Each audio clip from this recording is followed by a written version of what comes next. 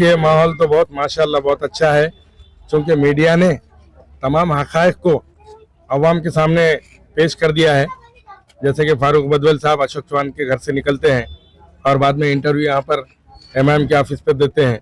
तो एमआईएम किस तरफ से चल रही है और उनको फंडिंग किस तरफ से हो रही है, ये तमाम की तमाम बातें अवाम तक पहुँचाने का काम आप मीडिया के ज़रिए आप लोगों ने किया है। उसी के साथ साथ हमारे हबीब बागवान साहब जब एमआईएम में प्रवेश करते हैं तो ये आपके क्वेश्चन के ऊपर वो बयान देते हैं कि आप एमआईएम में क्यों गए। वो कहते हैं कि हमारे पास कोई बड़ा चेहरा नहीं था, हमारे पास अब्दुल सत्तार साहब जैसा एक एमएलए के 80,000 वोट लेकर जो गद्दारों की वजह से 2-3 हज़ार वोटों से गिर जाते हैं, ऐसी शख्सियत हमारे चेहरा थी। उसके साथ साथ खासदार था, हमारे खासदार हमारे रविंद्र चौहान है, लेकिन उनको चेहरा नजर नहीं आया। बल्कि एमआईएम के अंदर कौन सा चेहरा है मुझे नहीं पता, लेकिन मैं ये समझता हूँ कि जो मीडिया ने आपको मतलब खुला कर चुका है कि कांग्रेस को गिराने के लिए एमआईएम को साथ देने वाला बड़ा चेहरा शिवाजी नगर का अशोक चौहान था। उन्हीं की इमा के ऊपर, उन्हीं के आदेश के ऊपर ये लोग उनके गुलाम एमआईएम के अंदर प्रवेश किए हैं और उनको फंडिंग, हबीब बागवान का ये बयान था कि यहाँ पर हमको फंडिंग नहीं हो रही थी,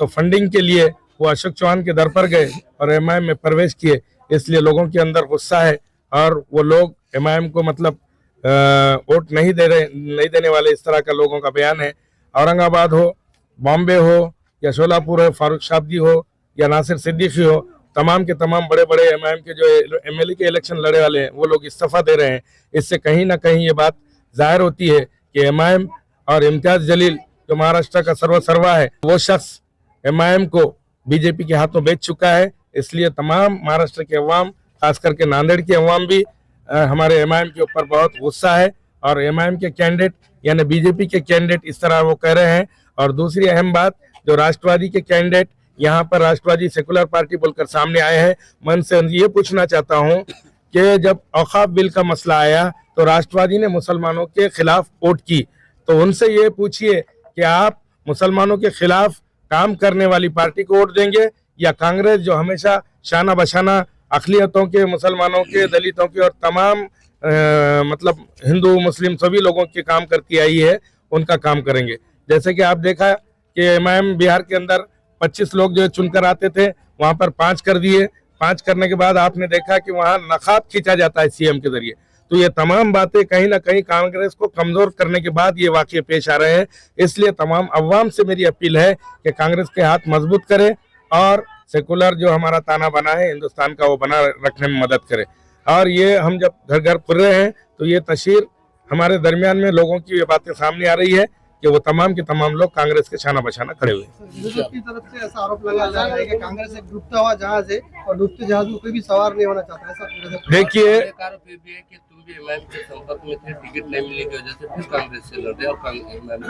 एक काम कीजिए